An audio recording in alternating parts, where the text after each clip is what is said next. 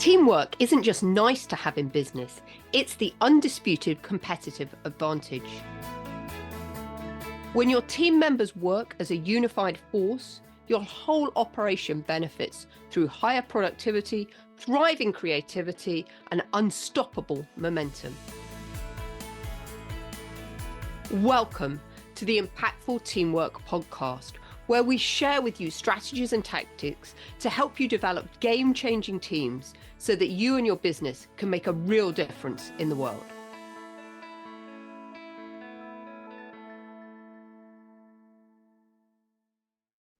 Reinvention or die. That is the topic for this week's Impactful Teamwork podcast. So super excited to have you here today again. My name's Julia Felton. I'm your host and guide for about the next 20 minutes while we want to delve into the topic of reinvention. And it just seems like it's a really appropriate topic to look at here in the new year when people have decided or are still deciding what they want to achieve in 2026. And I think the really important thing about reinvention is it's a topic that is being bandied around a lot at the moment.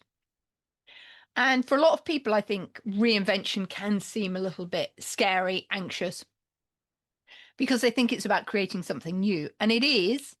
But what I'd like to say is that for me, when we're thinking about what do we reinvent, it's about how do we take the best of the past and bring that into the future in a new and different way. So that's really what I want to explore today. So at a fundamental level, reinvention is a mindset shift about the way that we succeed and we manage change within businesses. And you might think about this a little bit like the change in mindset from a fixed to a growth mindset. That's what changes the way that we learn and our learning outcomes. If we've got a fixed mindset, we don't think it's possible to change. If we've got a growth mindset, we're always embracing change and things that can happen. Reinvention kind of sits in this whole area where we need a growth mindset in order to be reinventing. So let's just set the context a little bit more about what reinvention is. Reinvention is a practice of embracing change, and we're doing this by reimagining and remaking something so that it gets new results, has new qualities, attributes, and is just generally changing to reflect the times that we're in. I think, and this is one of the reasons I really like it, is it's a systemic approach to thriving in chaos. Because it's all about how do we continually learn from the environment about what's happening, change, and to make it different. And this is what I see in nature. Nature is continually reinventing, readapting itself to the circumstances that are around it, whether it's the global conditions or man-made interventions that stop nature operating in the way that it does. And I think when we really think about it at a deep level, reinvention is a way of creating a sustainable system that manages to harmonize this continuity of continuing to move forward with incorporating change at the same time.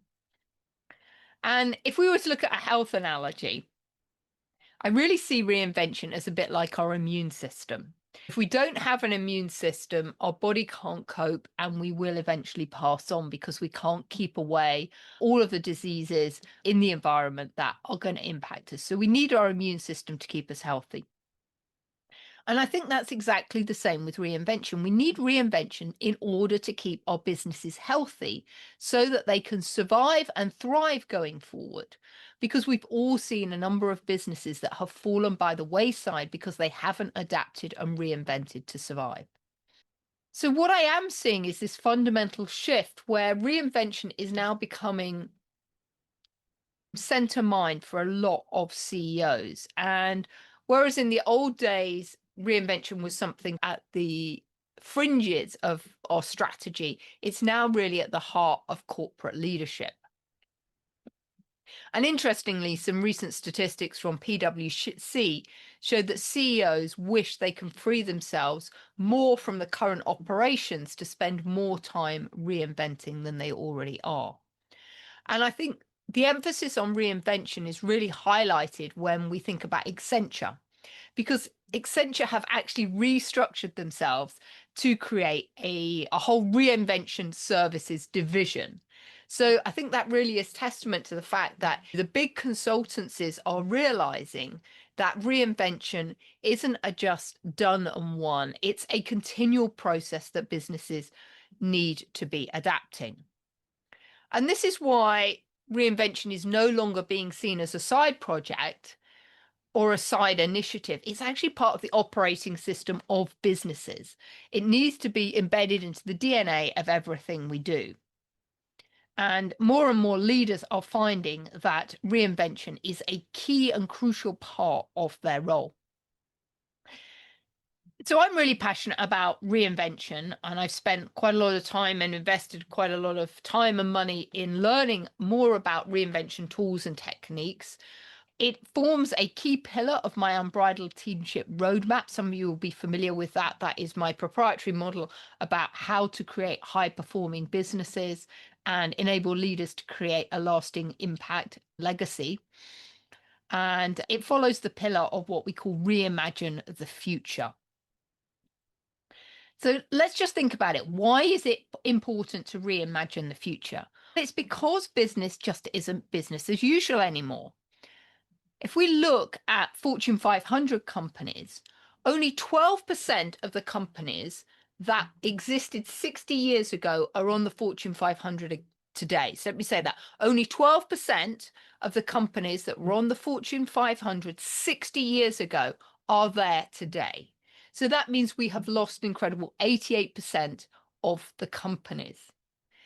And some other statistics suggest that the Standard & Poor's companies, 50% of those Standard & Poor's companies will be obsolete in 10 years' time. So hopefully those statistics just drill home to you how important reinvention is, because if companies don't adapt, you'll be part of that 88% who haven't survived the last 60 years. So, of course, this is a very different mindset that we've got happening now to the old industrial age, where the industrial age was you went to work, you were at that job for pretty much most of your life, and nothing really changed. But now I think we can all agree we live in a very dynamic, uncertain world. And as a result of that, companies need to continue to adapt and thrive. And of course, right now, we only have to look at the advent of AI and how that is fundamentally changing businesses. And if you and your business aren't embracing AI, I think there is a good chance that you won't survive in the long term. Now, the other reason for reinvention and why this has become such a hot topic is that we know that 70% of all change efforts fail. So we've actually got to do something about this more differently. And I was talking with a client the other day, and we were talking about reinvention, and he's, how do you get this to work into your system, Julia? I'm like, the way that we put reinvention into the business is it actually has to become part of our culture. It needs to become the DNA of the business so that we realize that we are always looking for different ways to do things, always looking for ways to improve the business and make it better, whether that's a systems, a process, a product, or a service. Because if we don't really start thinking like this, our business is going to no longer survive in the long term. So let's just think a little bit about a business life cycle. So a business, if you were just to make this very simplistic, it has a startup phase, a growth phase, a maturity phase, and a decline phase. And every business goes through that model. Now, the length of these different areas can change dramatically, and we're going to look at that in a minute. But to begin with, I just want you to understand that anything in life, a person, a plant, everything, we all have a startup phase when we're birthed, then we go through a growth phase, then we get to maturity, and then we move into decline. So just like the seasons move through this model, so does a business. And so if we took it at the seasons, the startup phase is spring, when things sort of start getting planted, or at least starts to show up through the surface of the earth. Then we have the growth phase. Then we go to the maturity, where we often tend to harvest, and then we move into decline. And what I'd like to think about, if you think about these 4 steps, we think about a business going through what we call an S curve. And actually, if you think about it, a business typically goes through this phase of startup growth, maturity, decline. Then it goes to another phase of startup growth, maturity, decline, and then again. And the most obvious way is if we think about something like the iPhone. If you think about the early iterations of the first iPhone, they bear very little resemblance to the iPhone that we have today. But you see the iPhone continually going through these stages. They didn't get to the growth phase of the first version of the iPhone and go, oh, we're done. No, they went and started to build and change and adapt. So I think what's really interesting is when we look at the life cycle of businesses and how they've changed over time. Because I think in the industrial era, it's true to say that all the research shows that the average lifespan of a company back there was around 75 years because things didn't really change. People came to work for their entire life. They worked exactly the same thing. Somebody was on the production line putting widgets in boxes, and that is all they did. Then came the advent of the internet, and that life cycle shortened to about 15 years. So what does that mean? It means for many of us, we actually don't ever work in the same business through our entire life cycle because that business doesn't survive. So we therefore have to change and adapt to our skills as well. We only have to think about companies that didn't change and adapt, companies like Kodak, like Blockbuster, like Nokia. They all had high levels of growth, but they didn't reinvent themselves at the top of the cycle, and so they fell into decline. So when we're thinking about this S curve with the startup, the growth, the maturity, and the decline, the really important thing to remember is that companies need to start reinventing before they get to the maturity phase. So that seems really counterintuitive, doesn't it? Just when you are harvesting the rewards of all of your hard work, you already need to be thinking about what you're going to be doing next. And in fact, the statistics show that if you wait until you get to the decline phase of your business, only 12% of those companies are able to reinvent in the decline stage and still survive going forward. So you've got a much higher probability of success of survival if you reinvent before you get to the maturity stage. And if we just think about this in terms of a farmer, what's very interesting is that maturity phase where he harvests all the seed in like August. The farmer harvests that. He doesn't wait until the winter to plant. No, he harvests and then he plants again for the next year. So this is what we need to be doing in our businesses. When we get to that maturity phase, we need to be replanting for the next iteration of the business. So I've just said that the average lifespan of companies was 75 years and moved to 15. I wonder what we think it is nowadays. Some work by the Reinvention Society has realized that actually, on average nowadays, the duration of a company is about 3 years, unless it reinvents. Now, that is an average. Some companies are reinventing every 12 months. Think about companies maybe in the tech sector right now. Whereas companies that have a lot more infrastructure, a lot more machinery, maybe something in mining, that might be an 8 to 10 year cycle. But on average, it's about 3 years. There's some really big implications there for how we lead our businesses, because if the average lifespan of a business is only 3 years, our long-term forecasting for 10 years is pretty much obsolete. And this is why we've been looking at new ways of planning businesses and looking at different scenarios and having a much more dynamic long-term strategy and long-term plan in order to adapt and cope with all the changes that the business will go through. And I wanted to share with you some statistics from the University of Queensland, their Careers and Employability Office, because I think this is really interesting. As a result of this shorter lifespan, it means that the average person today will have 17 jobs across their different careers. So you might want to think about what skills and capabilities are needed to succeed in today's world. What's the safest way to approach your product portfolio? And what's the best way to approach financial planning? What's the optimal level of debt? How should you budget? Because you've got to avoid these natural declines by continuously renewing, recreating, and reinventing the business.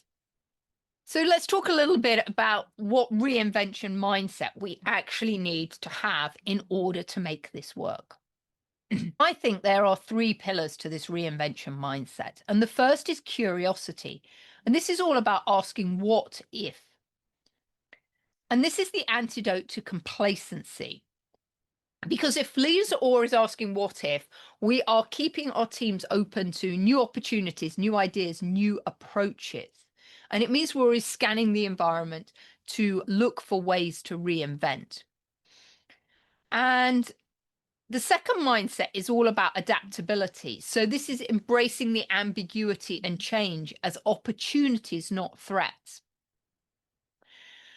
And I think it's really interesting, this adaptability. What I'd really like to encourage you to do is start being curious about what is happening in other industries. Because what we're seeing is that a number of reinvention opportunities are coming by leveraging ideas that have happened in other industries. So if we really want to be adaptable and, embrace opportunities rather than threats, we really need to look outside of the box and see where something is working somewhere else and see how we can then match that to our own business. And then the third reinvention mindset pillar is that of courage, because actually we have to be really courageous to let go of what no longer serves us. We've got to make some bold decisions, even when it feels uncomfortable. And it means we have to have strength to move forward into uncharted territory that we don't know what we are going to do with it. Because I think to survive and thrive in a risky, interconnected world of constant flux, you must make reinvention a part of your daily life. So I want to just leave you with a practical framework. I call this the 4 Rs of Reinvention. So what do you need to do before you can start reinventing? The first step is to reflect. Reflect on what's working and what's not working. So this means you have to be really honest and candid about your current situation and what is going on. Because if we don't spend time reflecting, we don't see what hasn't been working. In fact, we're very blinkered. So some key questions for reflection you might want to use are, what are we doing right now? Where are we succeeding? What challenges or obstacles are we facing? What warning signs or icebergs are there out there that we might be ignoring? And are our current strategies aligned with our long-term purpose and goals?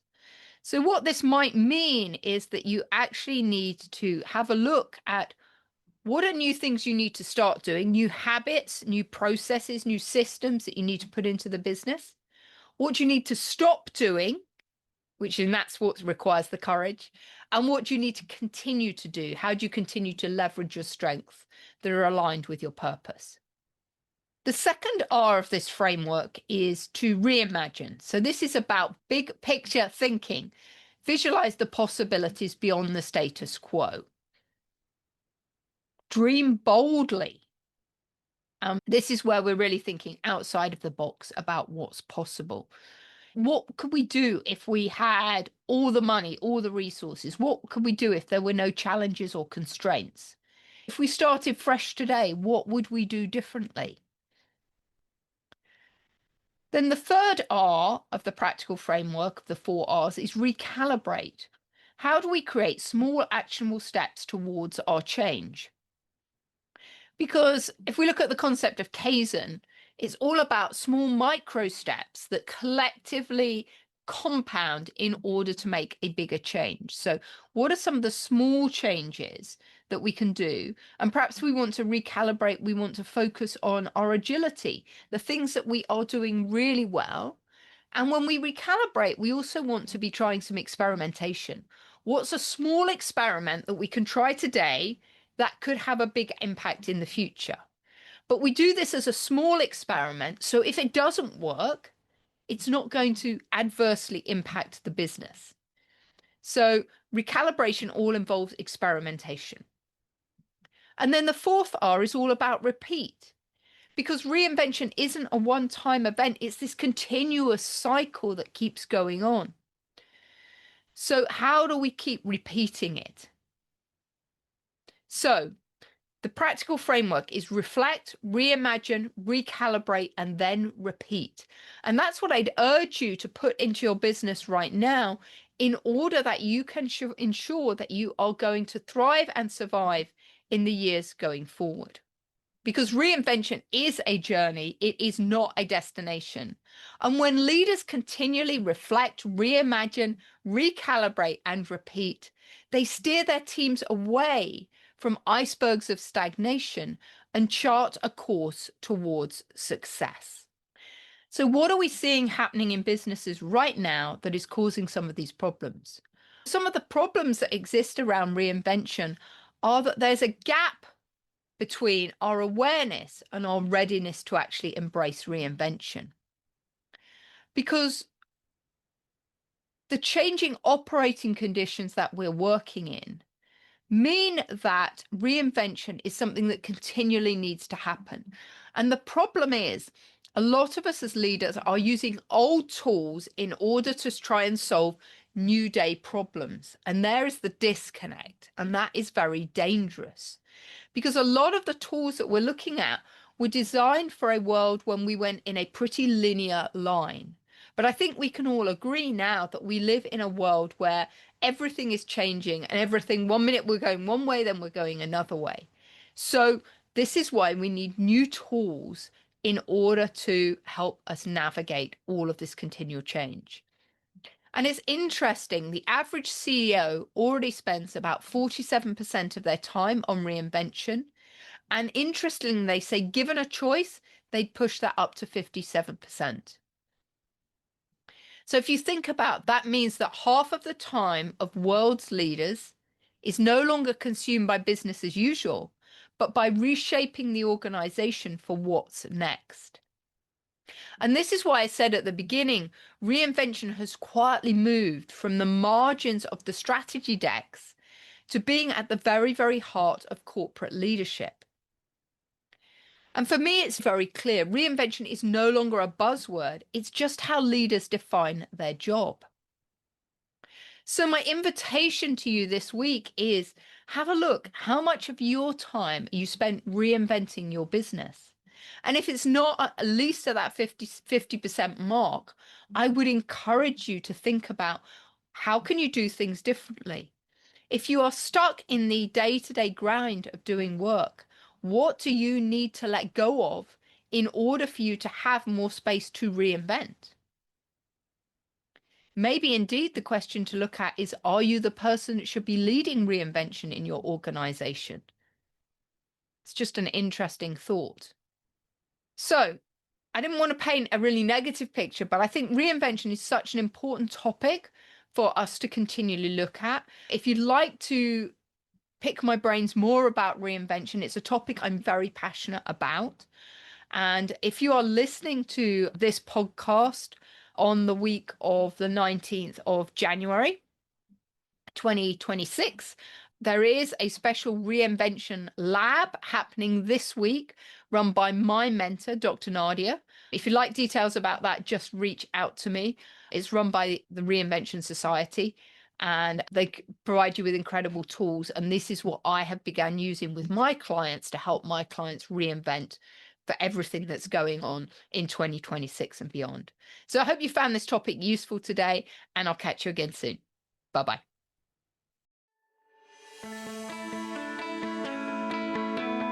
Thanks for listening to the Impactful Teamwork Podcast.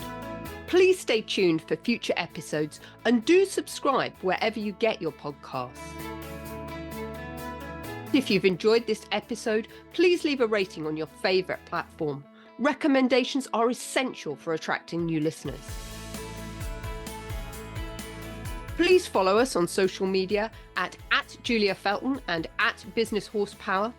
And if there are any topics you'd like us to cover on future episodes, please do let me know. Remember, you and your team are always making an impact. What impact will you make today?